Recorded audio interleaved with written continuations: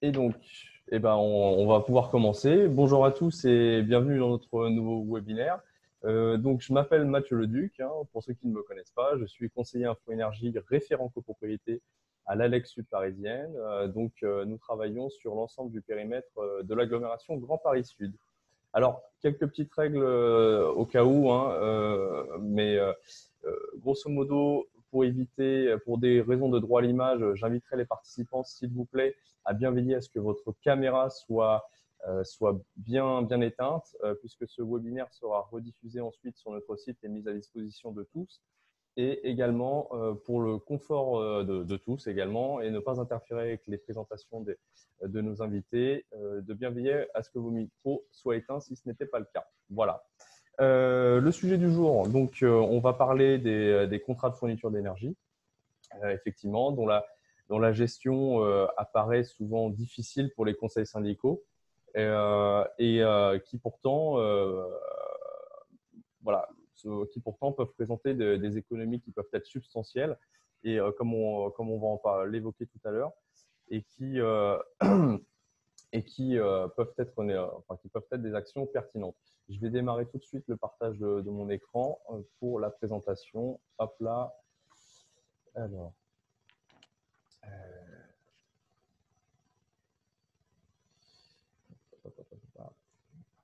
le partage.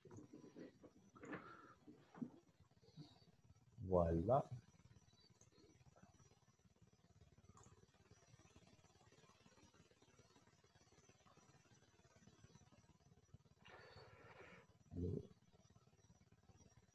Alors, est-ce qu'il est bien le mettre?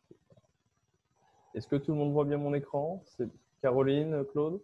Oui, c'est bon. Très bien, super. C'est parfait. Allez, allez, on est parti.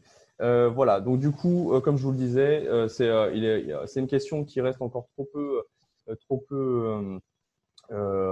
traitée en copropriété, hein, de par un certain nombre de raisons. Et qui pourtant mérite qu'on s'y attarde, hein, euh, puisqu'on a un certain nombre de conseils syndicaux, entre autres à notre agglomération, qui sont en l'occurrence plus de 50% des interrogés de notre baromètre qui effectivement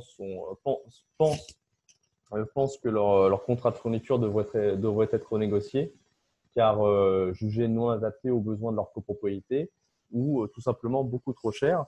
Et puis également, on a 37% de ces mêmes interrogés qui jugent effectivement leur connaissance insuffisante sur un sujet. Donc on voit que d'ores et déjà qu'on a un intérêt certain pour ce sujet-là. Et pourtant, en fait, ce qui vous manque aujourd'hui, hein, ce qu'on voit, ce qui vous manque, c'est le comment. Donc, c'est aussi l'objectif du webinaire d'aujourd'hui, c'est de répondre, de vous apporter des éléments de réponse sur le comment. Mais avant de nous attaquer à ça, je vais vous proposer de recontextualiser un petit peu l'historique du marché de l'énergie. Donc, tout commence grosso modo dans les années 80, dans les années 90, notamment par les directives de 96 et 98 pour l'électricité et le gaz. Donc, directives émanant de l'Union européenne et qui, en fait, ont pour objectif deux objectifs. Le premier, c'est l'ouverture à la concurrence des marchés de la fourniture d'énergie, et le deuxième, qui est un peu plus général, consiste à favoriser la création, l'émergence d'un marché européen de l'énergie, donc qui soit uniformisé et indépendant, dans le but, entre autres, de sécuriser les approvisionnements en énergie pour les Européens. Et puis, suite à ces directives, on arrive ensuite dans les années 2000 avec la libéralisation progressive du marché de l'énergie et grosso modo en 2007, l'ouverture à la concurrence pour les consommateurs résidant dans le secteur du résidentiel. Pardon. Voilà. Et cette ouverture à la concurrence, l'objectif, en tous les cas, c'était ce que le gouvernement nous avançait comme argument, c'était que cette ouverture puisse bénéficier aux consommateurs avec un prix plus compétitif de l'énergie. Malheureusement, l'effet voulu n'a pas été au rendez-vous et on s'en aperçoit une dizaine d'années plus tard avec un prix de l'énergie qui continue d'augmenter en fait d'année en année. Et je vous prends un exemple sur ce graphique, le coût de l'électricité qui, en ce qui me concerne, a pris plus de 50% en 10 ans. Donc, c'est énorme et c'est tout simplement pas tenable à terme pour les ménages. Voilà. Et cette conséquence, quelles conséquences ça a sur les copropriétés ou même d'ailleurs les entreprises, hein, puisque tout le monde est concerné dans ce cas-là. Les conséquences, bah, c'est tout simplement la pérennité de la gestion financière de la copropriété qui n'est plus assurée en partie par ce biais. Et qui plus est, on peut le voir aussi transparaître via le baromètre 2018 du médiateur de l'énergie qui évoque que 30% des ménages reconnaissent avoir s'être restreints en chauffage pour ne pas se retrouver en situation d'impayé. Donc, d'ores et déjà, on constate qu'on a une situation économique qui se tend sur ces sujets-là et qui risque d'engendrer encore un peu plus de précarité énergétique au sein de vos copropriétés. Et c'est là tout l'enjeu, c'est qu'à partir du moment où vous avez des gens qui commencent à avoir des difficultés à payer, bah, forcément, ça va se répercuter sur l'ensemble du fonctionnement de la copropriété et la mettre en difficulté. Du coup, les solutions aujourd'hui, quelles sont-elles? Bah, la première, c'est de vous intéresser justement à vos contrats et de pouvoir voir comment, entre guillemets, les optimiser. Un nouvel arrivant, admis, voilà, je reprends. Donc, de voir comment les optimiser. Et puis, également aussi, pourquoi pas, envisager une rénovation de votre copropriété. Donc, effectivement, qui est un projet beaucoup plus important, mais qui va vous permettre d'assurer la maîtrise de vos charges,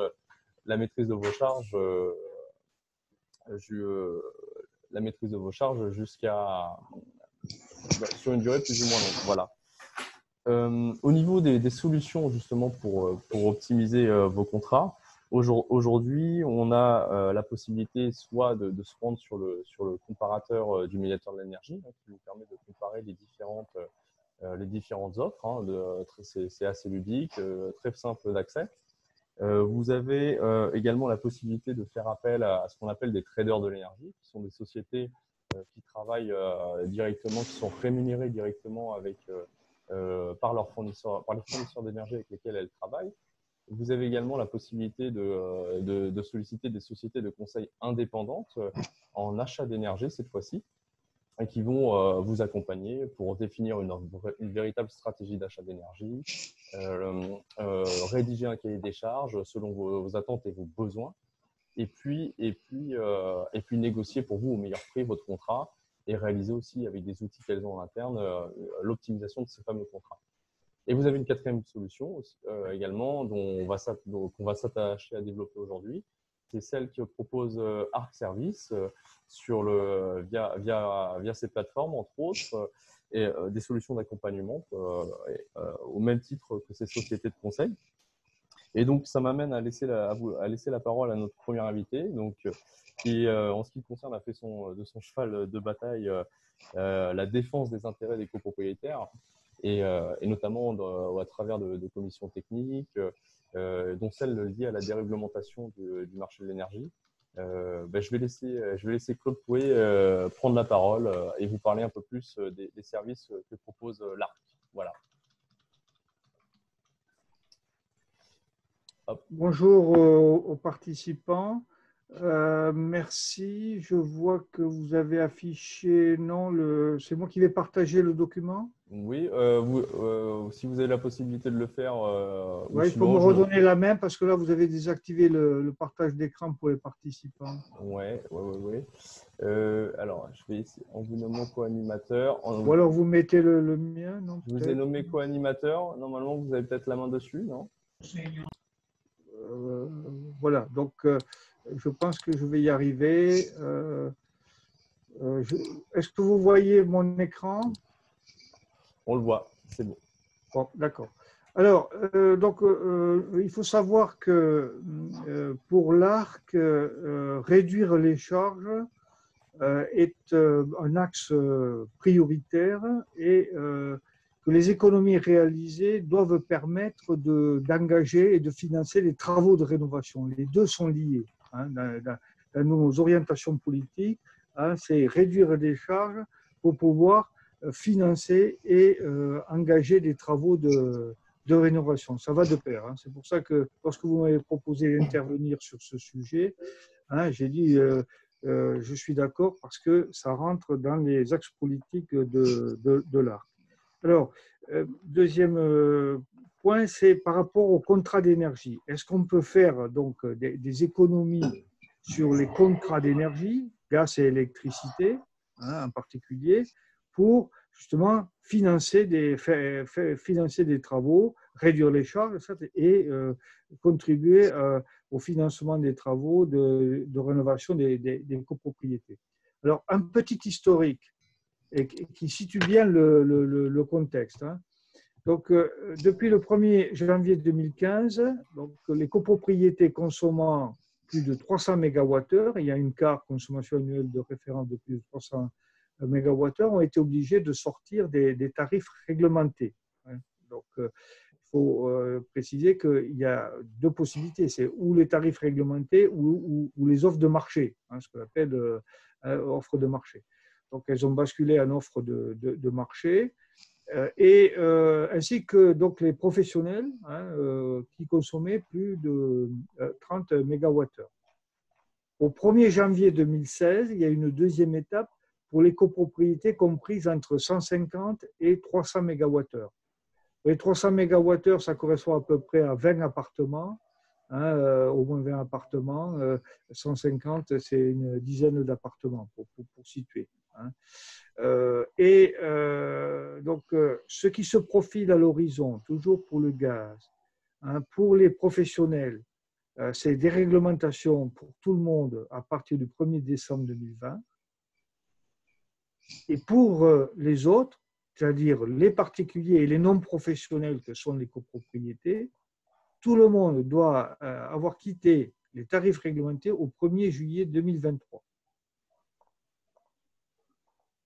Donc, vous voyez que c'est fini, c'est la loi climat et énergie hein, qui a statué sur la fin des tarifs réglementés de gaz horizon 1er juillet 2023, aussi bien pour les contrats particuliers que pour les contrats des non-professionnels, c'est-à-dire des copropriétés qui consomment au moins de 150 MWh. Alors certes, vous l'avez dit, monsieur, depuis 2007, il y a cette possibilité de quitter les tarifs réglementés, hein, mais là, ça devient une obligation pour tout le monde. Hein. Alors, le passage des tarifs réglementés, et donc il y a deux témoins tout à l'heure qui vont intervenir, M. Piori et M. Leprêtre, qui pourront dire ce qui s'est passé lorsqu'ils sont sortis des tarifs réglementés.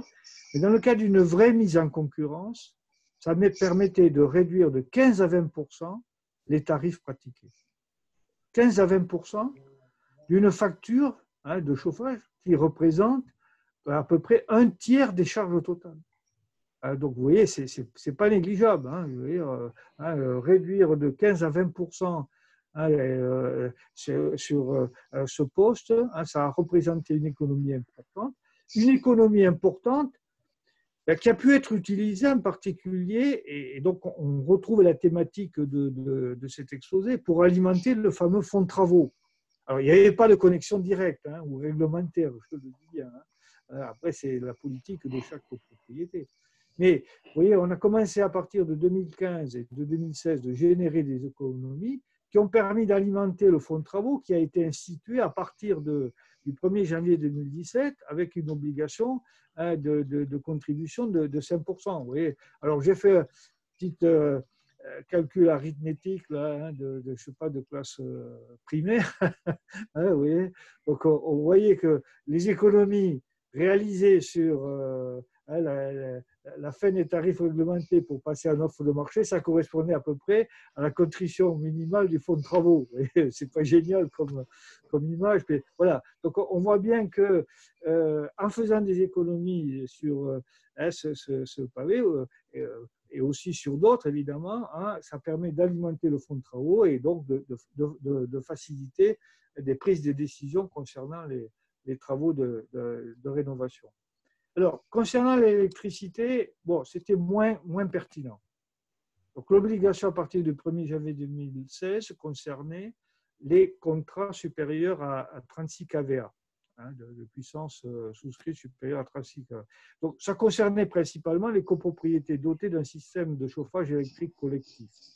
Parce que les autres copropriétés, enfin, c'est le cas dans la mienne, mais je pense que c'est le cas dans beaucoup, on a plein de petits compteurs. Hein. Moi, j'ai trois bâtiments chez moi et j'ai 10 compteurs. Hein.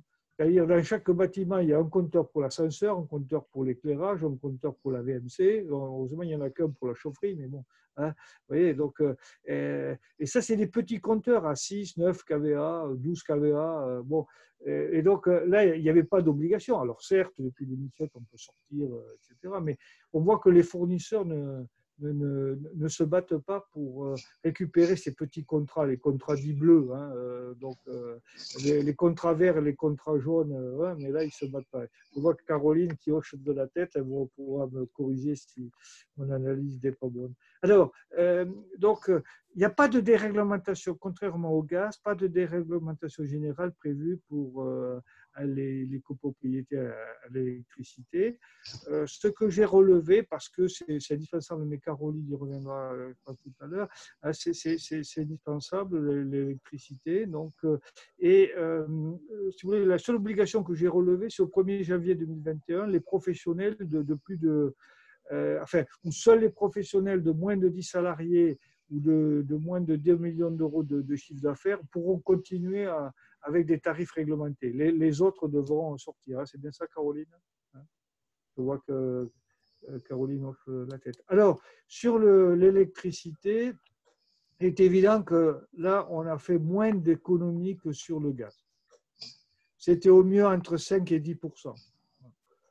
Donc, bon, sur une facture, donc si la copropriété a un chauffage électrique, bon, qui représente à peu près le tiers des charges, bon, voilà, donc j'ai dit, ouais, ça a permis de contribuer aux 5%, mais je veux dire, ça a été plus difficile sur l'électricité. D'abord, moins d'offres, hein, donc ça se bagarrait moins, alors que sur le gaz, moi je vois, nous, sur notre plateforme, on avait référencé jusqu'à 13 prestataires, vous voyez, donc ça ne se battait pas sur l'électricité. On n'a pas pu faire les… Alors, ce qui peut être intéressant sur l'électricité, si vous voulez, c'est quand on étudie la restructuration du réseau, hein, et j'y reviendrai tout à l'heure, parce qu'il arrive que, et ça je vous invite, j'invite les personnes connectées à faire cette vérification, bien souvent il y a un décalage entre la puissance souscrite et la puissance effectivement consommée. Et par exemple, il y a eu des PDE, ce qu'on appelle des PDE, le point de livraison ou des compteurs installés au moment de la construction de la copropriété, avec une puissance bien sûr très forte pour pouvoir encaisser les travaux, et ça n'a jamais été revu. Donc, on le voit dans pas mal de copropriétés qui ont 2 ans, 3 ans, où il y a un fort décalage. Et réduire ce décalage, ça permet quand même de faire des économies parce que le montant de l'abonnement est important. Parce que, vous voyez, donc aujourd'hui, les apports, ça peut venir de ça. Mais la négociation tarifaire en elle-même, ça n'a pas généré beaucoup d'économies sur. Donc, voilà donc sur le contexte réglementaire, hein, ce que je voulais dire, donc le contexte, hein, des possibilités en quittant les tarifs réglementés de faire des économies, avec ces économies d'alimenter des fonds de travaux ou d'engager des travaux et de contribuer à la rénovation des copropriétés. Voilà pour ma première intervention, Monsieur le Duc. On ne vous entend pas, Monsieur le Duc. Oui, j'ai vu que j'étais en muet. Merci, Claude. Tout de suite, on va enchaîner directement avec l'intervention de notre deuxième invité, et puis on prendra le temps nécessaire aux questions par la suite. Donc, notre deuxième invité est aussi un défenseur du droit des consommateurs, hein, puisqu'elle a fait ses classes à l'UFC Que Choisir, hein, en tant que chargée de mission énergie-logement, et puis Ensuite, elle est entrée au médiateur de l'énergie en tant que chargée de mission information consommateur. Et aujourd'hui, elle est chef du service info et communication du médiateur de l'énergie. Donc, Caroline, nous t'écoutons pour la suite de la présentation. Et je vais passer sur… Donc, Claude, je vais repartager mon écran. Ok. Là. Oui.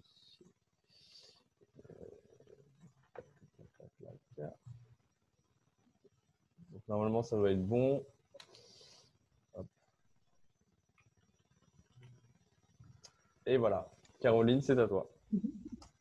Ok. Oui. Bonjour à tous.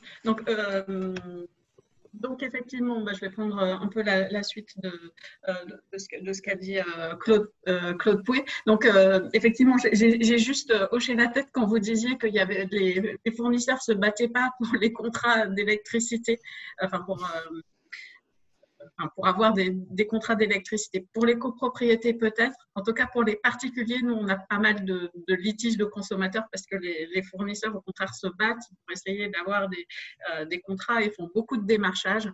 Et parfois, voilà, des consommateurs râlent parce qu'ils se retrouvent chez un fournisseur alors qu'ils pensaient n'avoir rien signé et avoir juste signé un bon de passage. C'était juste le sens de ma… voilà pourquoi j'ai hoché la tête. Mais c'est tout. Parce qu'effectivement, ils sont nombreux. Ils sont une trentaine maintenant à proposer des offres. Du coup, je veux bien que vous passiez à la slide suivante. Et encore après. Ouais. Donc, effectivement, là, c'était juste pour… voilà, exactement. Donc, comment ça se passe pour changer de fournisseur? Donc, bien évidemment, il faut prendre le temps de comparer. Il n'y a pas de risque de coupure d'énergie. On rappelle juste qu'il n'y a qu'un seul comparateur officiel qui est celui du médiateur. Si vous voulez chercher un contrat pour les copropriétés, en fait, en utilisant le comparateur, il faut mettre pro. Parce qu'en fait, on a que deux sections, particuliers et professionnels. Et voilà, c'est des contrats qui seront proposés. Ou bien, si vous voulez simplement consulter la liste des fournisseurs pour ensuite leur demander de faire des devis, voilà, c'est l'autre possibilité. Concrètement, si la copropriété a toujours un contrat au tarif réglementé, il faut savoir qu'ensuite, il est possible de quitter ces tarifs réglementés pour un contrat en offre de marché à tout moment. C'est gratuit, il n'y a pas de préavis, même pour les professionnels et pour les copropriétés. Parce que, effectivement, autant pour les consommateurs particuliers, on peut changer de fournisseur quand on veut, il n'y a aucun engagement, etc. Voilà, même si on a signé un contrat à prix fixe, il n'y a pas d'engagement, c'est le fournisseur qui s'engage sur le prix pendant 1 an, 2 ans, 3 ans et on peut changer quand on veut.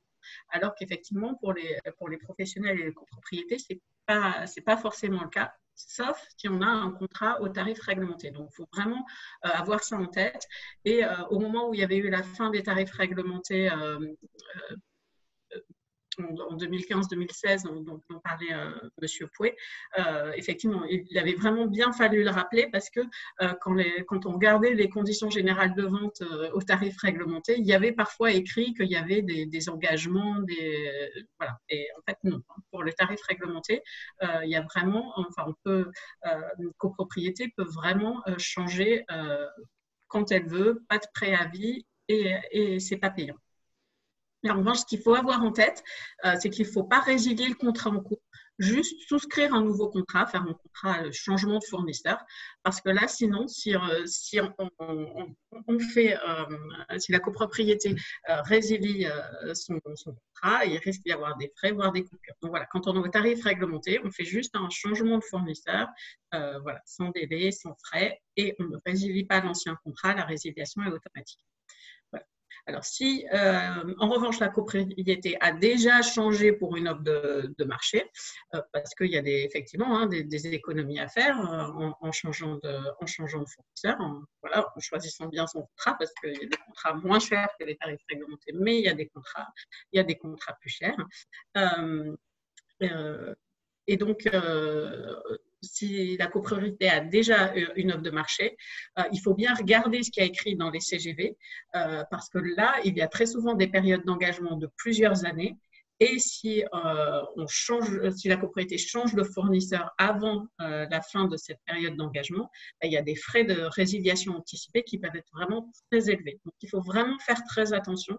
Alors, nous, là, chez le médiateur, on reçoit des litiges. Alors, je n'ai pas souvenir de copropriété, mais en tout cas de professionnels qui se sont fait démarcher ou qui ont signé de bonne foi un nouveau contrat en se disant je vais faire des économies et qui se retrouvent à avoir une facture de résiliation avec les frais de résiliation appliqués chez l'ancien fournisseur vraiment très élevés. Donc voilà, il faut vraiment faire très attention et vraiment bien regarder ce qui est écrit dans les conditions générales de vente. Caroline, si tu permets, oui, la confusion est, si tu veux, alors, elle vient du fait que pour les particuliers, on peut passer des offres de marché et revenir sans problème au tarif réglementé. Et donc, les copropriétés qui ont un contrat collectif, bien souvent, elles font la confusion et elles pensent que de la même façon, elles peuvent basculer ou revenir en arrière. Or, ce n'est pas possible. Hein, comme tu l'as dit, tu me confirmes. Il faut bien vérifier les CGV, c'est-à-dire les conditions générales de vente. Alors, moi, ce que j'ai pu, sur plusieurs cas, remonter par des copropriétés, parce qu'il y a des CGV où il n'y a rien. Là, il n'y a pas de clause ou de résiliation, vous voyez, d'indemnité de résiliation. Ce n'est pas uniforme, c'est ça que je veux dire. Hein. Oui, tout à fait. Et il y en a d'autres où vous allez trouver, vous payez tant de pourcents jusqu'à la fin du contrat. Là, tu es d'accord avec mon analyse là, oui, il faut vraiment faire. On peut revenir en arrière sans problème. Pour les non-professionnels comme les copropriétés, il faut bien regarder les CGV. Oui, tout à fait. Il faut vraiment bien regarder parce qu'il peut y avoir des frais vraiment importants. Et c'est une grosse différence entre les particuliers où on peut vraiment changer à tout moment. Voilà. Alors que les copropriétés ont des périodes d'engagement. Il faut vraiment vérifier ça et changer, mais au bon moment. Quand on a déjà une offre de marché, hein, c'est ce que je disais. En revanche, quand on est au tarif réglementé dans une copro, on peut changer, il n'y a pas de voilà. Et alors, dans tous les cas, qu'on soit particulier ou professionnel, nous, ce qu'on recommande… bon, c'est pas grave. Voilà, c'était le dernier point. Nous, ce qu'on recommande chez le médiateur, que ce soit pour un particulier ou un professionnel, c'est vraiment, au moment du changement de fournisseur, de communiquer un auto-relevé du compteur au nouveau fournisseur pour éviter des litiges par la suite. Parce que nous, chez le médiateur, bien évidemment, on ne voit que les problèmes, ou beaucoup de problèmes, puisque les gens nous saisissent quand ils en ont un. Mais effectivement, des problèmes où quand on change de fournisseur, l'index de bascule, il y a un litige sur l'index de bascule qui est trop élevé ou trop bas, ou qui n'est pas le même qui est pris entre l'ancien et le nouveau. Donc, pour bien relever le compteur, ça évitera pas mal de litiges. Voilà. C'était sur la partie changement de fournisseur. Bon, voilà. Si après, tout à l'heure, vous avez des questions, n'hésitez pas sur ce point-là. Donc, sur la page d'après, ce qu'on avait dit, c'est qu'on voulait faire un point sur comment se compose le prix de facture, qu'est-ce qu'on paye dans sa facture d'électricité ou de gaz. Et ensuite, un peu les évolutions, les grosses évolutions qu'il y a eu sur le gaz notamment. Donc, sur la composition d'une facture, il y a deux parties. Il y a l'abonnement qui est fixe, qui ne dépend pas de la quantité d'énergie consommée. En général, ça représente pour les particuliers 20% de ce qu'on paye. Et il y a une partie qui est variable et qui est proportionnelle à l'énergie consommée, qui se mesure en kilowattheure. Et donc, je vous ai fait deux graphiques sur qu'est-ce qu'on paye réellement d'abord dans notre électricité. Il y a trois choses qu'on paye. Il y a d'abord l'électricité elle-même, ce que j'appelle fourniture. Donc là, ça représente 34%, donc un tiers de la facture en électricité. Donc ça, c'est vraiment l'électricité elle-même. Et il y a une autre partie qui est l'acheminement, qui représente 32% de l'électricité. Donc l'acheminement, en fait, c'est ce que paye le fournisseur au gestionnaire de réseau pour amener l'électricité jusqu'à la copropriété. Donc, c'est lié à tout ce qui est entretien du réseau, relevé de compteur qui est fait par le gestionnaire de réseau, etc. Donc, voilà, dans la facture, on paye un tiers qui est de l'acheminement et qui, en général, il y a une ligne qui est indiquée sur les factures. Donc, pour les particuliers et les petits contrats pour les copropriétés, l'acheminement est inclus. Il y a un contrat unique qui est signé entre le consommateur et le fournisseur d'énergie, mais qui inclut aussi l'acheminement et le gestionnaire de réseau. Pour les très grosses copropriétés, il peut y avoir des contrats séparés où il y a d'un côté un contrat d'énergie et un contrat avec le gestionnaire de réseau. C'est vraiment pour les plus gros. Donc, dans la facture, il y a un troisième tiers qui sont les taxes. Et en électricité, effectivement, les taxes représentent 34%. Donc, elles sont assez importantes. Je vous les détaillerai sur la page d'après sur les différentes taxes qui existent et qui sont des lignes sur la facture où parfois on se pose des questions sur qu'est-ce que c'est toutes ces lignes-là. Voilà. Et en gaz, il y a aussi trois parties, comme en électricité. La fourniture de gaz qui, elle, représente 36% de la facture. L'acheminement qui représente aussi 36%. Et les taxes qui sont un peu moins élevées qu'en électricité, elles représentent 28% de la facture alors qu'elles représentent 34% pour l'électricité. Et donc, si on regarde sur la page d'après, je vous ai détaillé les taxes. Je vais juste les dire rapidement parce que voilà, c'est des noms barbares. Donc, on a vu qu'en électricité, les taxes représentent un tiers de la facture et vous avez 4 taxes différentes. Vous avez une taxe qui est appliquée sur l'abonnement qui s'appelle la contribution tarifaire d'acheminement. Voilà. Et vous avez 2 taxes qui sont appliquées au prix du kilowattheure, donc au prix de l'énergie. La contribution au service public de l'électricité. Donc, cette taxe, avant, elle finançait les énergies renouvelables. Et puis, finalement, maintenant, elle ne les finance plus. Elle va dans le budget de l'État, mais elle n'est plus fléchée pour aller au développement des énergies renouvelables, de la péréquation tarifaire, etc. Maintenant, c'est un petit peu différent la façon dont c'est fait. Et vous avez une troisième taxe qui s'appelle la taxe sur la consommation finale d'électricité.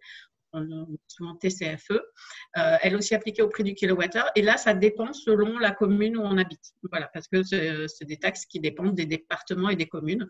Je sais qu'en Savoie, par exemple, il y a plusieurs communes qui ont des taxes beaucoup plus faibles qu'ailleurs. Voilà. C'est plafonné, hein, mais voilà, il y a des différences par commune. Il y a bien évidemment la TVA. Et en fait, la TVA, elle s'applique sur le prix de l'abonnement, mais aussi sur la CTA. Voilà, donc on paye la TVA sur l'abonnement et aussi sur la taxe appelée CTA. Et pareil, il y a une TVA à 20% qui s'applique sur le montant des consommations, mais aussi sur les 2 autres taxes qui sont la CSPE et la TCF.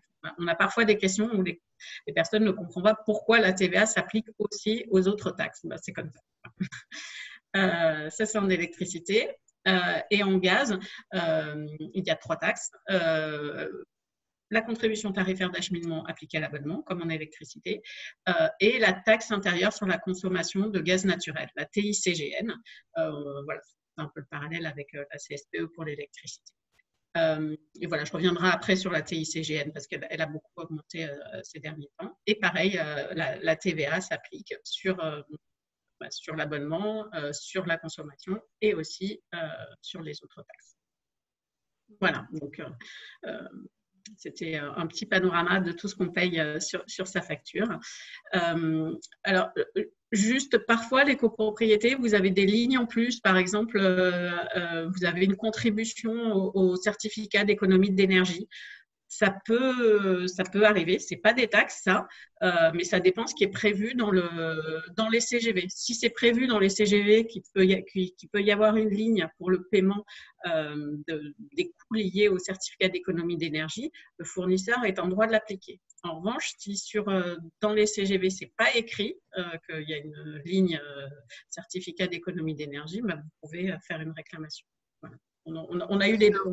C'est un point quand même, enfin Caroline, on a déjà traité des dossiers comme ça, parce qu'il y a des fournisseurs qui font apparaître la TQC2E, hein, la taxe sur les C2E, sans que ce soit marqué dans les CGV, quoi, hein. Donc, alors, certains, on a l'impression que c'est pris dans intégré dans le prix de la molécule, hein, une molécule à 20 € ou 21 € que c'est dedans, et puis d'autres qui l'externalisent. Donc, là, la politique de chaque fournisseur n'est pas homogène là, sur cette taxe.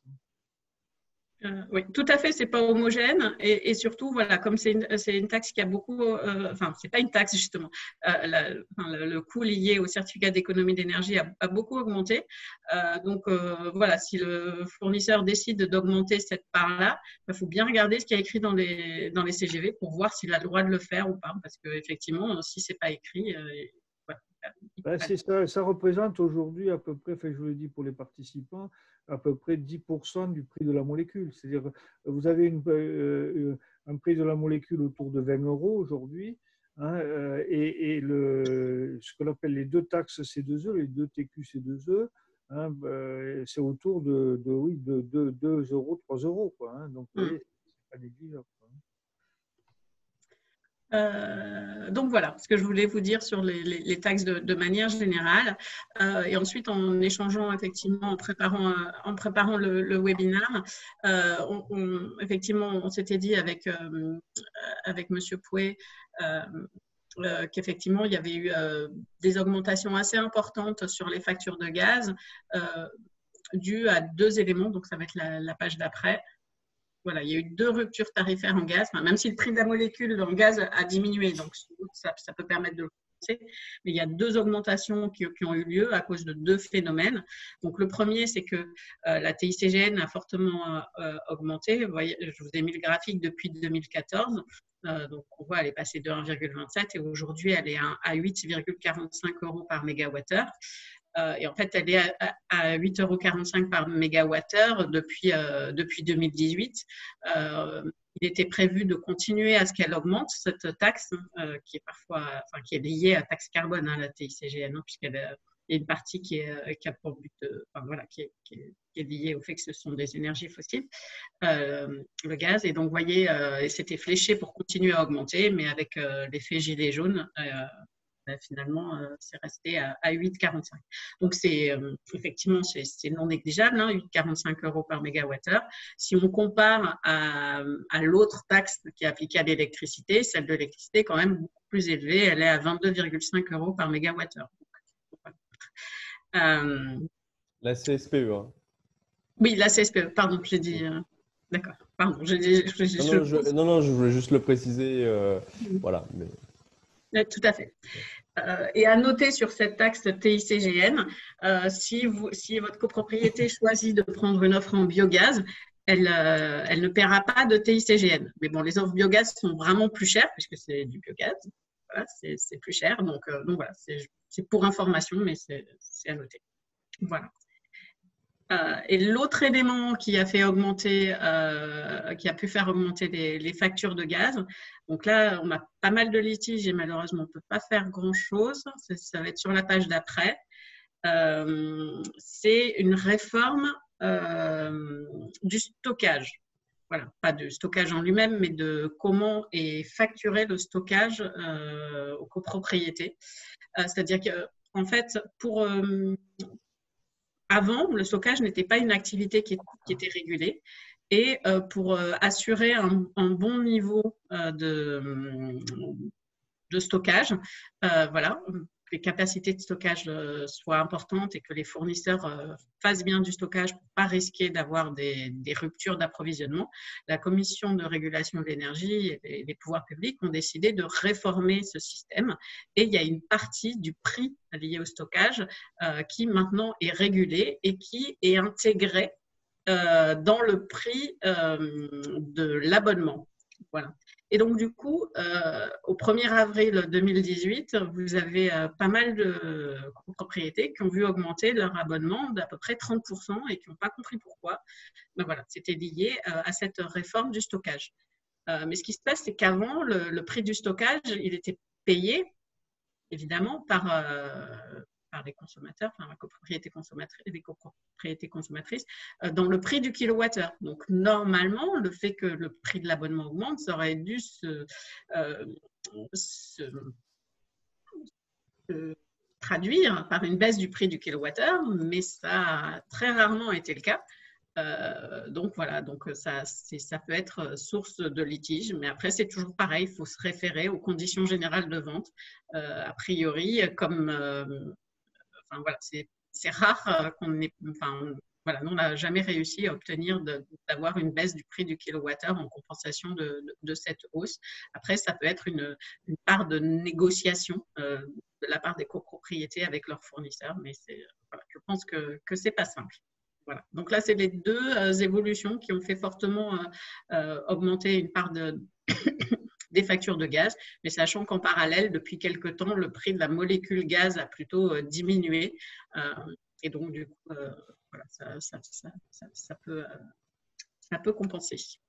Voilà, je crois que c'était les deux les éléments qu'on s'était dit, et ça j'ai mis, mais ça sera plutôt laissé. Voilà, si vous avez des questions, ben, on a notre site internet avec une partie avec des infos pour les propriétés, un numéro vert. Si vous avez un litige, vous pouvez nous saisir sur Solène, c'est une plateforme en ligne pour nous saisir en cas de litige. Mais ça ne sert à rien de nous saisir si vous n'avez pas fait d'écrit auprès du fournisseur. Nous, on n'intervient que 2 mois après la première réclamation écrite. Voilà, si le litige n'est toujours pas résolu. Donc voilà, c'était un peu ce que je voulais vous dire. Et puis bah, voilà, n'hésitez pas maintenant si vous avez des questions, soit sur comment choisir un fournisseur, sur ce qu'on fait dans une facture. Voilà. Merci beaucoup Caroline et merci Claude pour vos présentations. Bah, on va passer tout de suite aux questions. Ou alors, on fait intervenir les deux témoins. Oui, très bien. Oui. Après, donc, je propose que M. Piori intervienne et ensuite M. le prêtre. D'accord. Alors, je vais activer le micro de M. Piori. Du coup, hop là. Hop. Non, il ne nous entend pas. Alors, M. Piori, normalement, je vous ai envoyé une demande de réactivation. Vous y arrivez, M. Piori? Voilà. Monsieur... On ne vous entend pas, M. Piori. Il y a un petit souci. Alors, de mon côté, c'est activé. Par contre, on ne l'entend pas.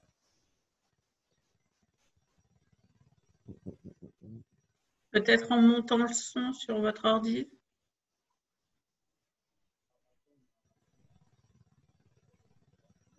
Non, il ne nous entend pas. On va essayer Monsieur le prêtre. Alors, Monsieur Piori, on vous met en attente. On va essayer Monsieur le prêtre. Alors, monsieur le prêtre, bonjour, vous nous entendez? Oui. Voilà, on vous entend très bien également. Hop là.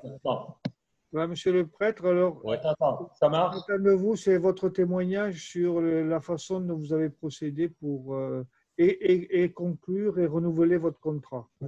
D'accord. Oui, bonjour. Je suis un vieux passionné de la copropriété et effectivement, ce que je voulais dire en entrée, c'est que la question du coût du chauffage, c'est une vaste question qui peut aller à des aspects très techniques au niveau de la chaudière et au niveau de la température dans les appartements. Voilà, donc on pourrait en parler longtemps, donc je vais m'arrêter. L'autre chose que moi, en tant que passionné de copropriété, je suis très interventionniste au niveau des syndics et je dis aux syndics, la négociation des contrats, je m'en occupe. Voilà. Et donc, je me documente pour ce faire. Et donc, là, justement, récemment, j'ai été amené à renégocier le contrat de gaz. Donc, j'ai fait appel à la place d'énergie proposée par l'ARC. J'ai consulté aussi, il y a une plateforme, il me semble, sur Que Choisir. Et puis, j'ai consulté, bien sûr, le fournisseur actuel. Le fournisseur actuel, c'est Total Direct Energy. Et dans un premier temps, Total Direct Energy était follement inférieur aux autres. Et puis, en regardant de près, je me suis aperçu que dans les taxes qui apparaissaient dans le contrat de Total Direct Energy, la TICGN n'apparaissait pas. Alors on me dit, ah mais oui, mais monsieur, vous savez bien que vous la payez. Donc ce que j'ai mis sur le réseau de l'art, j'ai dit, je trouve ça que c'est malhonnête de la part de Total Direct Energy. Vous voyez, voilà. Alors, en résumé, donc j'ai quand même fini par signer avec Total Direct Energy parce que, donc, voilà, pour une petite, pour une petite copropriété, j'arrive à un coût total par mégawattheure hors taxe d'environ 52 €, donc 52 € par mégawattheure. Et donc, le prix est fixe. Alors, le prix, la molécule, le prix de la molécule est fixe, disons, pendant 3 ans. Voilà. Donc, voilà un peu mon expérience. Mais attention, quand vous comparez des offres, il faut bien s'assurer que toutes les différentes taxes figurent bien. Voilà, ce qui n'était pas le cas avec Total Direct Energy. Voilà. Donc, en résumé, si vous voulez, Monsieur le prêtre a exploré les différentes pistes que vous évoquiez, Monsieur le duc, au début, c'est-à-dire Place des Énergies, qui est un courtier. Hein. Donc, plateforme donc UFC que choisir ou celle de l'ARC. Et puis la négociation directe. Et dans le cadre de ce renouvellement, si vous voulez, on voit que là, la prise en main par le conseil syndical et la négociation directe a été concluante. Hein. Alors, moi, l'alerte que je donne, c'est que ce qui se passe aujourd'hui, je vois des fournisseurs qui proposent de renouveler le contrat de gaz avec, alors que l'échéance est dans 1 an ou tout ça, en s'appuyant sur le fait que les tarifs ont fortement chuté. Vous savez, du fait du confinement, de la baisse des tarifs du pétrole, comme le gaz est indexé sur les tarifs du pétrole, ça a fortement baissé. Mais bien souvent, les offres qu'ils font, alors certes, hein, il peut y avoir par exemple des offres 5% ou jusqu'à 10% moins chères, mais elles sont quand même, elles restent dépositionnées par rapport au prix du marché. C'est-à-dire qu'aujourd'hui, vous êtes peut-être, votre contrat existant, vous êtes à 30 € la molécule, ils vont vous proposer, je vais dire, du 26-27 € le mètre cube, vous allez dire, mais là, c'est très bien. Mais, pas, le mégawattheure, pardon. Hein. Donc, c'est très bien. Il faut savoir qu'aujourd'hui, c'est autour de 20 €. Donc, si vous vous précipitez à signer de suite, vous voyez, donc là, vous êtes perdant. Alors, il vous coince un peu parce que l'échéance, c'est dans 1 an. Donc, vous ne pouvez pas sortir. Vous risquez de subir les clauses de résiliation évoquées par Caroline tout à l'heure. Donc, mais n'acceptez pas ces offres parce qu'elles ne sont pas bien positionnées. Vous voyez, hein, et là, il faut vraiment prendre en main le dossier. On peut retenter, si on peut avoir M. Piori. Alors, on va retenter. Je lui renvoie une demande de réactivation de son micro. Et pour rebondir sur ce que disait Monsieur le prêtre, hein, en attendant, ça marche pas. Non, Monsieur Piori, on ne vous entend pas. Je pense qu'il y a un problème avec votre micro. Donc, vas-y, Caroline. Oui, moi, ce que je voulais dire, hein, pour rebondir sur ce que disait Monsieur le prêtre, c'est que nous, on a eu plusieurs dossiers de consommateurs, enfin, c'était des professionnels ou pro, je crois aussi, où effectivement, c'était pas la TICGN, mais c'était le tarif d'acheminement, l'acheminement qui n'était pas indiqué. Et du coup, effectivement, le consommateur, c'était le pro ou la copro signé en ayant l'impression de faire une super affaire parce que c'était beaucoup moins cher que le contrat qu'il avait avant. Mais en fait, ils n'avaient pas vu qu'ils auraient en plus l'acheminement à payer. Donc voilà, je pense que c'est quelque chose qui arrive malheureusement régulièrement. Bon, ok. Alors, ce que je propose, Monsieur le Duc, je ne sais pas si c'est mon écran. Hein, donc, avant de passer aux questions, donc, en résumé, hein, ce que nous, on recommande, c'est de procéder à une vraie mise en concurrence lors de la souscription ou du renouvellement d'une offre de marché. Hein, donc, puisque là, ça va être d'actualité pour les copropriétés qui consomment moins de 150 MWh, faites une vraie mise en concurrence. Hein, ne vous arrêtez pas à des offres à moins 5% ou comme ça. Donc voilà. Faire voter par l'AG un mandat au conseil syndical pour conduire et conclure la démarche de mise en concurrence. C'est ce que disait monsieur le prêtre tout à l'heure. C'est que lui, il a dit à son syndic, c'est moi qui prends en main. Si vous avez un mandat de l'AG, vous voyez, c'est clair, l'AG est souveraine, vous ne serez pas contesté. Ensuite, le syndic, vous lui dites, voilà, le conseil syndical, il a choisi tel fournisseur, et il n'a plus qu'à conclure les contrats au nom du syndicat des copropriétaires. Veillez à ce que ce soit au nom du syndicat des copropriétaires. Alors, Claude, je m'arrête un instant parce que du coup, je pense qu'on aura la question qui va arriver, mais je préfère la poser maintenant. Quand tu mets faire voter par l'AG un mandat de conseil au conseil syndical, c'est quelle majorité à quelle l'article majorité? 25. Tout ce qui est mandat, c'est l'article 25. Très bien. Quand on donne mandat ou mission, c'est toujours l'article 25 et 25-1 maintenant. C'est-à-dire que s'il n'y a pas la majorité, mais au moins un tiers des tantièmes, donc ça repasse à l'article 24, c'est-à-dire la majorité des présents est représentée. Utiliser une plateforme d'appel d'offres ou faire appel à un courtier. Donc, c'est des possibilités. C'est aussi prendre en main le dossier, comme l'a témoigné M. le prêtre. Monsieur Pioré, lui, s'il avait pu témoigner, lui, il est passé par Coprogaz, notre plateforme. Je sais que dès 2014, il avait obtenu des tarifs défiant toute concurrence. Je ne sais pas si c'est bien dit, mais vous avez compris. Il avait fait très fort. Ne pas tenir compte des délais de réponse trop courts imposés par les fournisseurs. Ah oui, alors ça c'est... Caroline aussi pourra parler de ça. C'est-à-dire que bien souvent, vous recevez une offre des fournisseurs et vous avez 2 ou 3 jours pour répondre. Et alors, tout ça pour ça, parce que le tarif, il évolue tous les jours. Bon, certes, mais bon, il faut pas vous arrêter à ça. Vous dites, on prend le temps de la décision. Certes, vous risquez de perdre quelques pouillèmes sur le tarif, parce que brusquement, il s'est mis à repartir. Mais sauf grosse rupture, je veux dire, sauf gros conflit là-bas, les pays de l'Est, je veux dire, normalement, ça varie à la marge. Caroline, qu'est-ce que vous en pensez? On ne vous entend pas, Caroline. Oui, j'avais mon micro. Alors voilà, nous, on n'est pas des experts du prix du gaz, mais c'est vrai que là, ça a vraiment énormément baissé ces derniers temps. Voilà, il y a eu la crise du Covid, etc. Voilà, là, il y a des chances que ça remonte par la suite, mais ça n'empêche que, enfin, ce que tu disais, c'était le fait de ne pas signer tout de suite en disant bah, là, l'offre, elle est valable que 3 jours. C'est vraiment, enfin voilà, on est vraiment tout à fait d'accord parce qu'en général, quand on a un fournisseur qui dit faut signer tout de suite, il faut se dire qu'il y a peut-être un loup et il vaut mieux regarder bien attentivement, voir tous les éléments de la facture, enfin, pas de la facture, mais tous les éléments de l'offre. Voilà, parce que sinon, c'est pour ça qu'il faut donner un peu affolé en disant mais monsieur Pau, on n'a que 2-3 jours, il faut que je réponde pour ce soir. Je dis, mais voilà.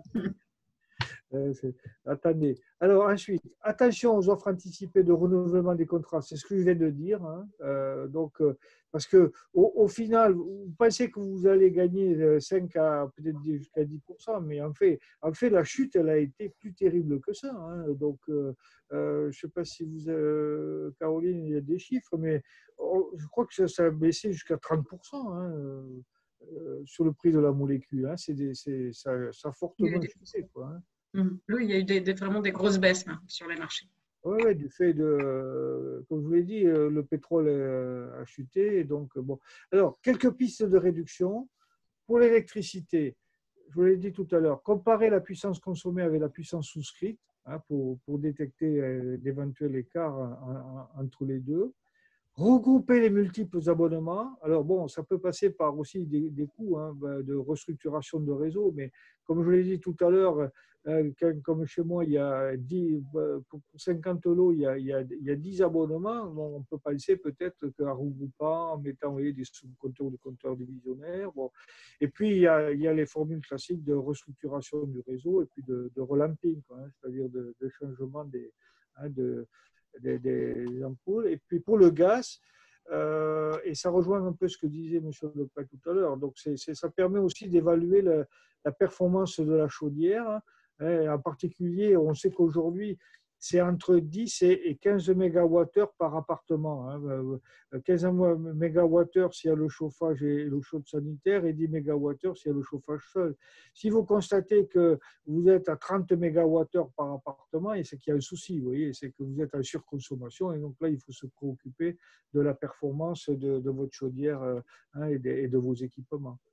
Voilà, quelques recommandations. On peut passer aux questions. Monsieur, peut-être juste Monsieur le prêtre, vous êtes d'accord? Est-ce que vous voyez, est-ce que j'ai oublié une piste d'action là, un conseil? Non. Ce que je redis, si vous voulez, c'est que le coût du gaz le moins cher, c'est celui qu'on ne consomme pas. Vous voyez, et là, c'est un vaste sujet. On pourrait parler des robinets thermostatiques, on pourrait parler des fenêtres double vitrage, on pourrait parler très technique au niveau de la chaudière, parce que je sais très bien que pour une chaudière à condensation, suivant si on envoie de l'eau trop chaude dans le circuit, le rendement de la chaudière à condensation baisse. Vous voyez, donc, mais là c'est du très technique et ce que je dis aussi, c'est que pour entretenir votre chaudière, vous faites confiance aux chauffagistes du coin, très bien. Par contre, si vous voulez toucher, modifier quelque chose au niveau de l'installation, je pense que là, il faut s'adresser à un bureau d'études parce que c'est très complexe. Et j'ai fait l'expérience plusieurs fois, encore récemment, le chauffagiste standard, disons, il ne connaît pas, il ne maîtrise pas. Je prends ça comme un exemple, je ne vais pas trop parler, mais j'ai eu dans l'expérience passée, on a été amené à changer ce qu'on appelle le circulateur, disons, de la pompe qui fait tourner l'eau dans le circuit de chauffage, et cette pompe a été mal calculée, vous voyez, par le chauffagiste qui entretenait la chaudière. Voilà. Non, mais là, on peut en parler pendant une journée. Voilà, on peut y aller, Mathieu, hein, si tu veux. Oui, d'accord. Ok. Moi, j'avais une première question à destination de Monsieur le prêtre, justement. Donc, en fait, par rapport à votre contrat précédent, justement, est-ce que vous êtes en mesure de donner un pourcentage de baisse et aussi en euros éventuellement pour qu'on ait des ordres de grandeur là-dessus? Et la taille de votre copropriété également? Alors, bon, là, c'est une petite copropriété avec justement la consommation de gaz étonne Monsieur Pouet. Donc, on consomme 37 mégawatts par an. Et là, si vous voulez, donc là, comme j'ai dit tout à l'heure, je suis arrivé avec le nouveau contrat à 52,32 €, enfin 52 € hors taxe par mégawattheure.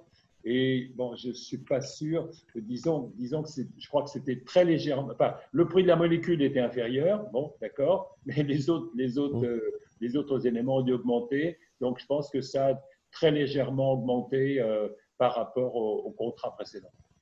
D'accord. Ensuite, alors, je vais poursuivre.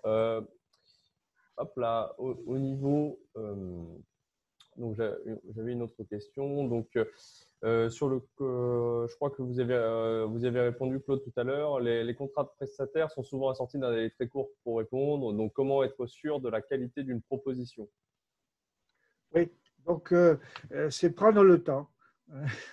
Alors, c'est pas me mettre. Quels seraient les pièges à éviter? Voilà, c'est la deuxième partie de la question. C'est pas 6 mois, hein, donc il faut faire une vraie mise en concurrence, quoi. Il ne faut pas s'arrêter à la proposition venant d'un fournisseur. Hein, il faut consulter 3 ou 4 fournisseurs. Nous, c'est ce que font nos adhérents via notre plateforme ou directement. Et là, on peut se faire une idée. Parce que bon, c'est pas compliqué le gaz. De toute manière, le gaz, il est délivré par GRDF. Donc, c'est pas compliqué. Donc, après, on change de fournisseur. C'est plus l'enveloppe commerciale. Caroline va développer, mais et a donné sa vision du médiateur. Mais c'est plus l'enveloppe commerciale après qui change quand on passe d'un fournisseur à un autre. Mais pour le reste, je veux dire, c'est la même chose. C'est plus compliqué pour l'électricité. Hein, la structure tarifaire et tout ça, hein, c'est plus compliqué. Caroline, qu'en penses-tu? Pour l'électricité, c'est vrai qu'il y a, enfin, il faut choisir le niveau de puissance et puis il y a différentes options tarifaires, alors qu'en gaz, on n'a pas cet élément-là. Mais effectivement, voilà, même si on a une offre qui est intéressante, enfin, qui paraît intéressante, il faut bien comparer avec d'autres offres. Et quand on compare les offres, nous vraiment, enfin, ce qu'on dit, c'est qu'il faut bien regarder qu'elles sont comparables, c'est-à-dire qu'elles sont sur la même base. C'est ce que je disais tout à l'heure, il faut vérifier si elles intègrent bien le tarif d'acheminement, toutes les taxes, éventuellement le coût des certificats d'économie d'énergie. Et si on a un doute, enfin vraiment, quand on a plusieurs offres, bah, on peut demander au fournisseur, bah oui, mais chez un autre fournisseur, j'ai ça, pourquoi chez vous, je ne l'ai pas? Enfin voilà, ça permet effectivement d'être bien sûr de ce qu'on signe.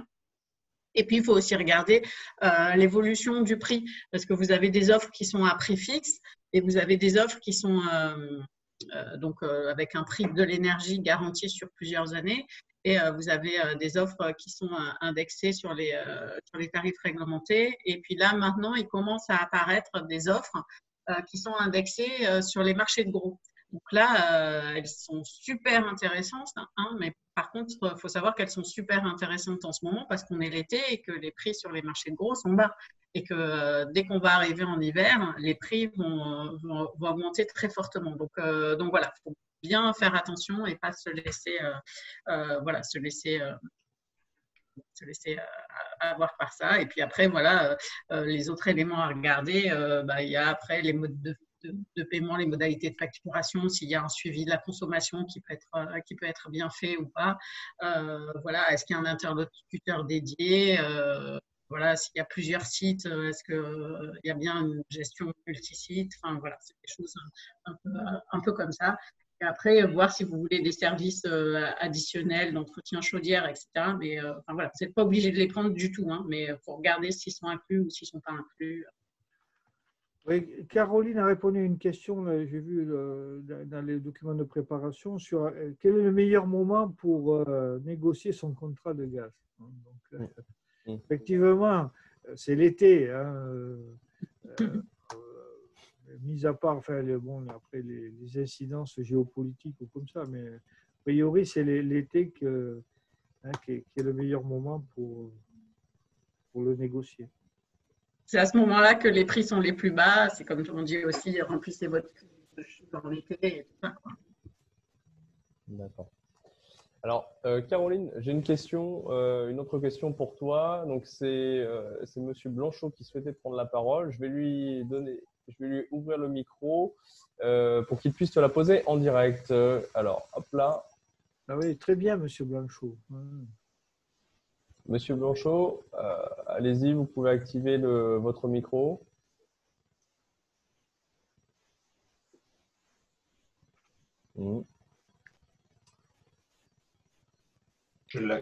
Ça y est, ça doit marcher, non? Voilà, on vous entend, Monsieur Blanchot. Ok, bien. Bonjour à tous. Oui, je suis Alain Blanchot, président du conseil syndical de la résidence La Prairie à Arpajon. 260 logements, une consommation de gaz de 4200 mégawatts à l'année à peu près, avec des dépenses TTC de gaz de 230 000 €, ce qui nous fait du 55 € TTC le mégawattheure par comparaison à ce que vient de dire un monsieur à l'instant. Ma question s'adresse à Madame Keller et elle est relative au prix de l'abonnement.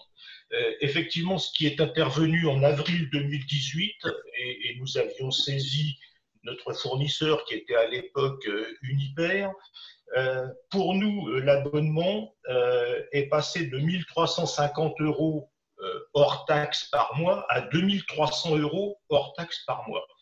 Ce qui fait 70% d'augmentation et non pas 30% comme vous l'avez évoqué. Donc ça déséquilibre sérieusement le budget de la copropriété. Bon, ceci étant, donc on a fait une réclamation à Uniper et avec une copie à la commission de régulation de l'énergie. Et nous avons eu une réponse en date du 3 avril de M. Carinco, président de la CRE, qui nous a décrit tout ce phénomène de stockage, d'incidence du stockage que vous avez évoqué, dont on ne sait pas d'ailleurs si les coûts ont été équitablement répartis entre les consommateurs et les fournisseurs de gaz. Ça, c'est une question, j'ai l'impression que c'est un secret d'État. Et donc, M. Carinco nous a dit, je transmets votre courrier qui était bien argumenté avec des chiffres et ainsi de suite, au médiateur de l'énergie, lequel médiateur de l'énergie nous a jamais répondu. Donc ça, c'est un point sur lequel je souhaitais intervenir. Quant au contrat de gaz, qu'on met effectivement les fournisseurs en concurrence très régulièrement, nous sommes passés de Gaz de France à Uniper et maintenant à Gaz européen.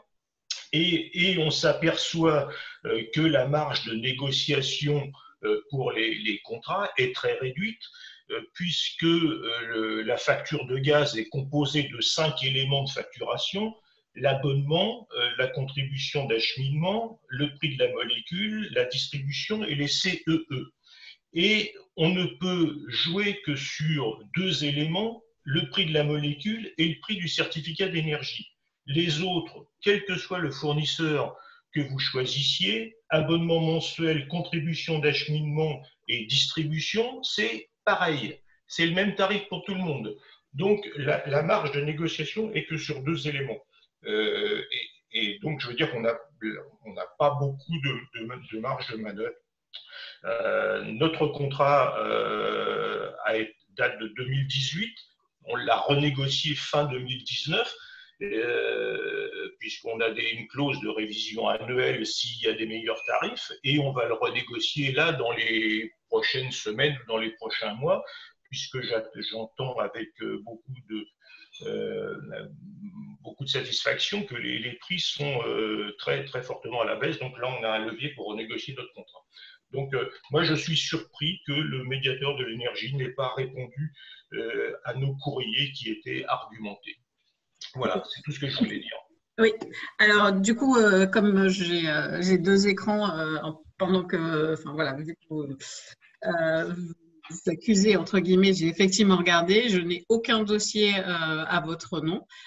Donc, je pense qu'il y a eu un raté entre la Commission de régulation de l'énergie et nous-mêmes. C'est vrai qu'en général, c'est vrai que quand la Commission de régulation de l'énergie a des questions de consommateurs ou reçoit des litiges de consommateurs, elle nous les transmet pour qu'on puisse les traiter.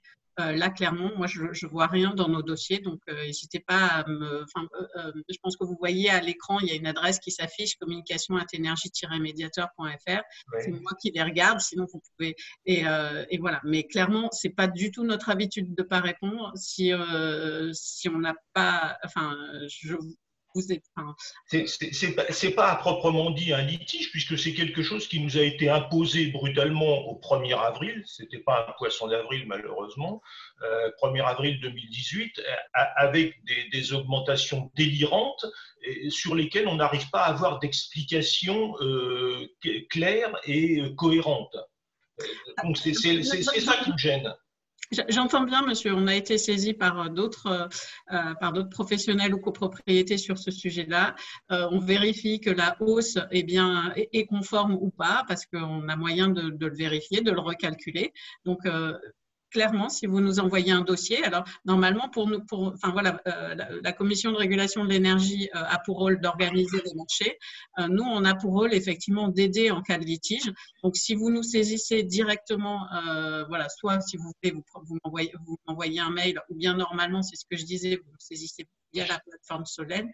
Clairement, je vous assure que vous avez une réponse. On répond très rapidement. Donc, je suis vraiment désolée du souci qu'il y a eu. Je pense qu'il y a eu un problème de transmission.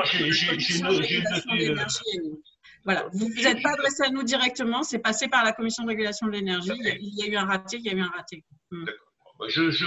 J'ai noté l'adresse, je vous réadresserai ces courriers qui datent de début de 2019. Voilà. Okay. Mais vous nous les avez, vous les avez adressés à la… Pour moi, dans mon esprit, le dossier complet vous a été transmis par la CRE. C'est ce qui ressort du courrier signé de M. Carinco. Mais joignez bien le dossier de M. Carinco, comme ça on verra avec eux pour éviter que ça se reproduise. Pour être honnête, on est dans le même bâtiment, donc normalement ça permet de transmettre facilement, mais oui, là il semble que non. Voilà. Oui, effectivement. Voilà. De toute façon, on s'engage là, les travaux doivent débuter avant la fin de l'année dans un programme de rénovation totale de la résidence. Il y en a pour 3,5 millions entre les chaudières, la VMC, les fenêtres à double vitrage pour celles qui ne sont pas encore changées. Et notre étiquette énergétique va passer de 159 à 77. Bravo, M. Blanchot. Bravo. Monsieur le Duc, vous reprenez Oui, on va Monsieur Blanchot, voilà, j'espère que Madame… Monsieur le Duc, oui. nouveau Monsieur Piori, là, parce que je vois qu'il est toujours à l'écran. Bah, écoutez, je fais une dernière tentative parce que le temps passe vite, il ne nous reste plus qu'un quart d'heure. Voilà, Monsieur Piori, je vous ai envoyé une demande de réactivation de votre micro. Monsieur Blanchot, en parallèle, je vous invite à recouper le vôtre, s'il vous plaît. Oui, pas de problème. Merci. Alors, Monsieur Piori. Non, on ne vous entend pas, Monsieur Piori. Bon. Monsieur Piori. On repasse aux questions. Non, voilà. Bon, je suis désolé, Monsieur Piori, on ne vous entend pas. Peut-être que Claude peut prolonger. Enfin, Claude, est-ce que tu as des informations sur justement l'intervention de Monsieur Piori, son retour d'expérience ou pas? Enfin, c'est ce que j'ai dit tout à l'heure. Ouais. Hein, c'était un utilisateur de notre plateforme. Il a obtenu de très bons tarifs au moment de la déréglementation. D'accord. Tu avais des chiffres ou pas? Il affiche via Conversé qu'il a renégocié à 14,82 la molécule. Oui. D'accord.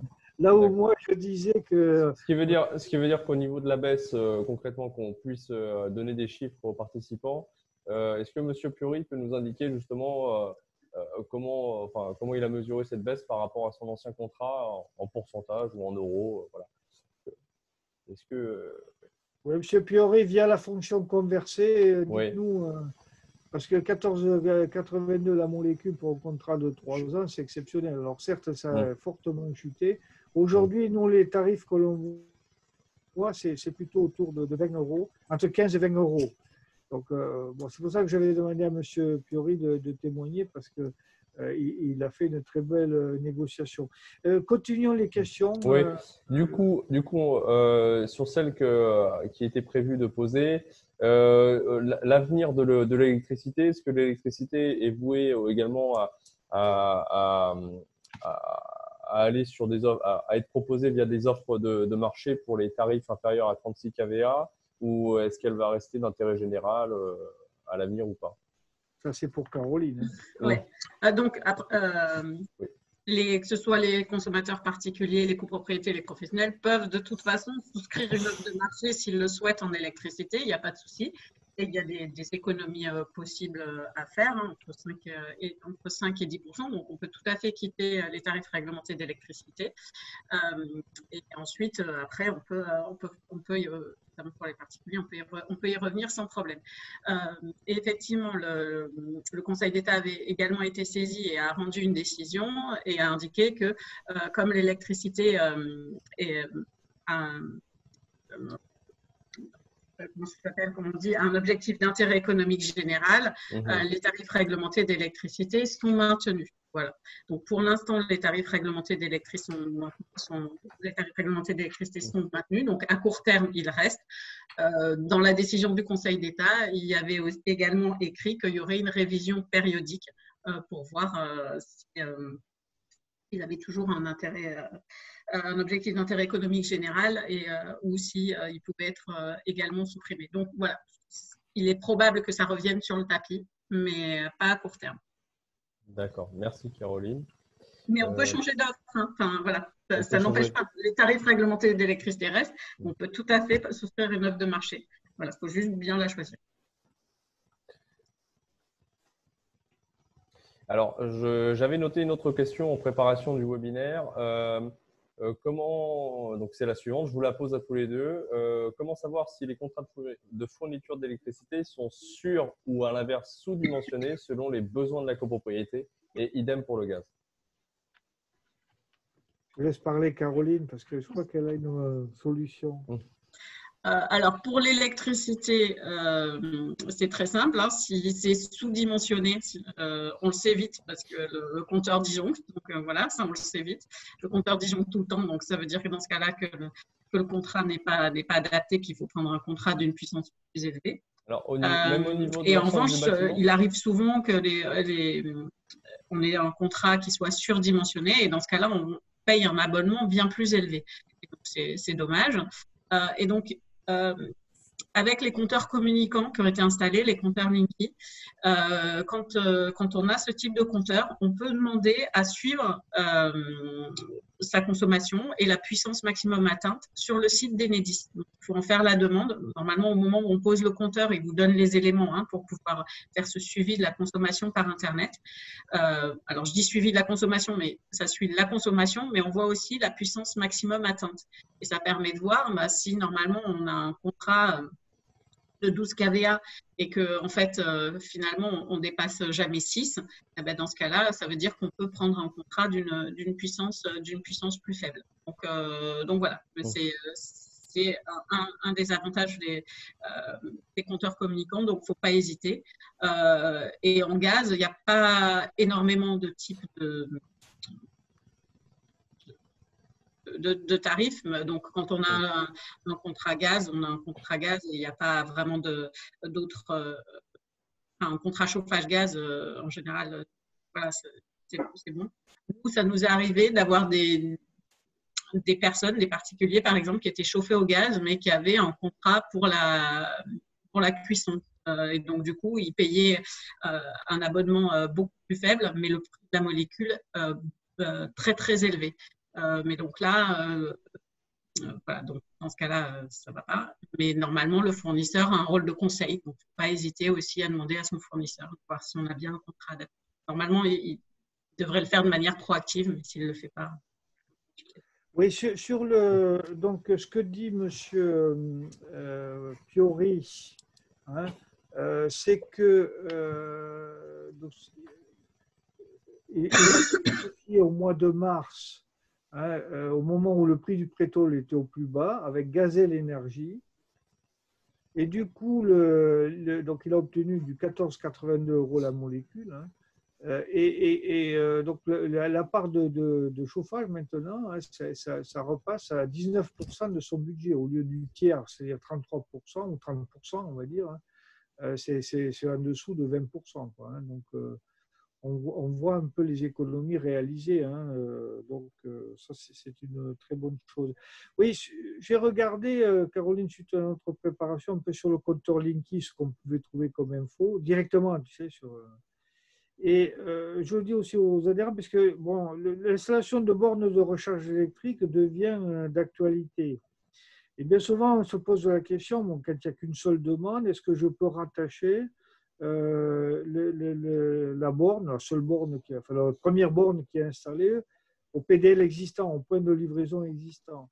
Et une façon justement de savoir si c'est possible ou pas, au niveau de la puissance, hein, je ne parle pas après de tout le reste, mais au niveau de la puissance, c'est justement de faire ce que vient de dire Caroline, c'est-à-dire de regarder la consommation du PDL sur Renan, et puis de voir l'éventuel écart avec la puissance souscrite. Hein. Donc c'est ça aussi, mais on est en train de documenter ça justement comme méthode pour voir si le PDL qu'on a, le point de livraison Enedis que l'on a est suffisamment dimensionné ou pas. Voilà, Mathieu. D'accord. Merci, Claude. Une autre question un peu plus générale. Qu'est-ce qu'un trader de l'énergie? Alors, un trader ou un courtier. Hein, oui, ou un courtier, voilà, un courtier de l'énergie. Oui, soyons il y a propos. différentes formules. Moi, je vais donner celle que nous, on pratique. On a un partenaire qui s'appelle Place des Énergies. Alors, qu'est-ce qu'il fait? Il collecte les demandes de plusieurs copropriétés. Vous voyez, par exemple, sur le mois, il va collecter une dizaine de demandes de copropriétés. Et là, il va consulter plusieurs fournisseurs en disant, voilà, j'ai 10 copropriétés qui veulent changer de contrat ou qui seraient intéressés par un contrat, quel prix vous me faites? Voilà. Et ensuite, ils se retournent vers les copropriétés en disant, voilà, le mieux disant, c'est à ce fournisseur. En sachant que le contrat qui va être passé, il va être passé au nom de chaque copropriété. Hein. Et autre façon de le dire, enfin, dans cette formule, après peut-être Mathieu, tu peux développer d'autres formules, mais dans cette formule, il n'a pas acheté un volume de gaz en gros qu'après il a revendu. Hein. En fait, il a, un peu comme nous avec notre plateforme CoproGaz, il concentre ou il regroupe plusieurs demandes et il va voir les fournisseurs en disant voilà, j'ai plusieurs demandes, quel prix vous me faites. Voilà, donc nous Place des Énergies, notre prestataire, s'inscrit dans cette logique. Voilà. Pas toi, si tu as. Si, pour compléter très rapidement là-dessus, en plus de cela, donc le courtier, en l'occurrence, je dirais que leur approche marketing vis-à-vis des copropriétés, c'est de leur dire qu'effectivement, ils ont la capacité de renégocier grâce à leur relation de proximité vis-à-vis des fournisseurs. Alors, ils avancent souvent aussi l'argument d'être indépendant. Bon, dans la mesure où on est rémunéré par les fournisseurs, moi, je me pose toujours la question de la véracité de cet argument-là, mais c'est un autre sujet. Quoi qu'il en soit, donc, ils peuvent renégocier vos contrats au meilleur prix. Et puis, effectivement, l'autre point qu'ils avancent, c'est que ça ne coûte rien à la copropriété dans la mesure où ils se font rémunérer par leurs fournisseurs, justement. Alors, il faut savoir aussi, hein, quand vous cherchez à renégocier vos contrats et que vous passez par eux, il faut savoir qu'ils ne négocient pas forcément auprès de tous les acteurs du marché français. On en a une trentaine en France, hein, des fournisseurs d'énergie maintenant. Mais ils négocient avec ceux avec qui ils ont un partenariat, tout simplement. Donc, généralement, on retrouve les principaux fournisseurs. Donc voilà, il faut le savoir, si vous passez par ce type de société, elle travaille avec les acteurs majeurs du marché de la fourniture d'énergie en France. Voilà, c'est quelque chose à intégrer dans votre réflexion. Je regarde, est-ce qu'on a d'autres questions? De mon côté, on avait fait le tour sur celles que j'avais notées. Alors, non, je crois que c'était à peu près tout. Si des questions il y a, on a encore 3 minutes. Donc, n'hésitez pas à nous le faire savoir par le chat et je vous ouvre le micro pour vous donner la parole.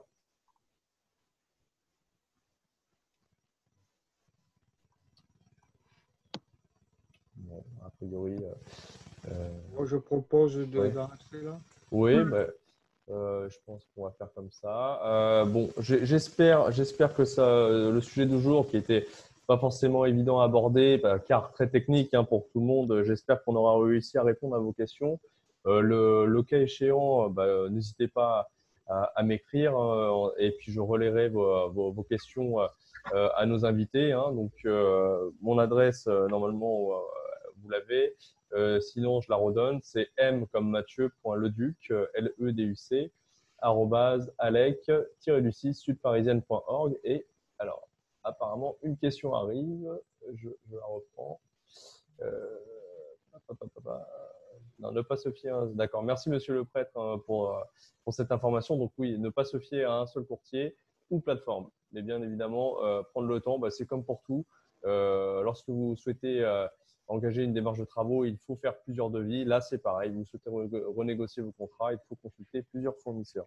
Voilà. Donc, je pense qu'on a fait le tour.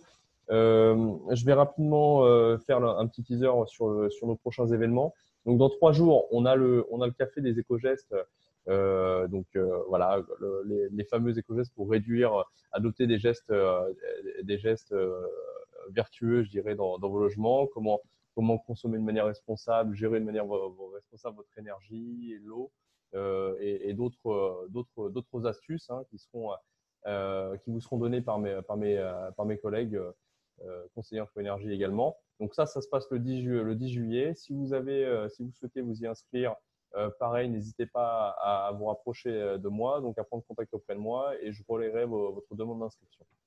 Voilà. Ensuite, on part en vacances et on revient en septembre avec notre nouveau rendez-vous de la copropriété qui cette fois-ci se destinera au biosourcé. Donc, on abordera l'utilisation, le recours de matériaux biosourcés dans une rénovation énergétique.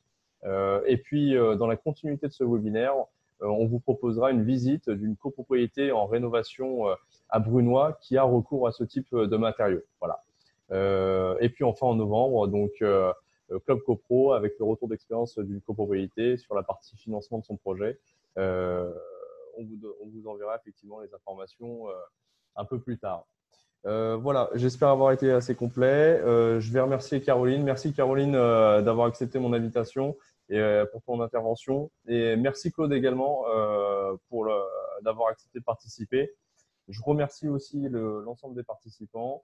Encore une fois, si toute question il y a, n'hésitez pas. On est là pour vous répondre à toutes vos questions, pardon. Et puis d'ici là, je vous souhaite de très bonnes vacances d'été, post-confinement, et rendez-vous à notre prochain événement. Merci, bonne journée à tous. Merci à toi, merci à tout le monde. Au revoir. Au revoir. Merci à vous. Merci. Au revoir à tout le monde. Bonnes vacances, Caroline. Bonnes vacances. Bonnes vacances, Claude, et bonnes vacances, Caroline aussi. Et merci à Monsieur le prêtre également et Monsieur Curie de leur intervention. Mais nous, on ne prend pas de vacances, contrairement.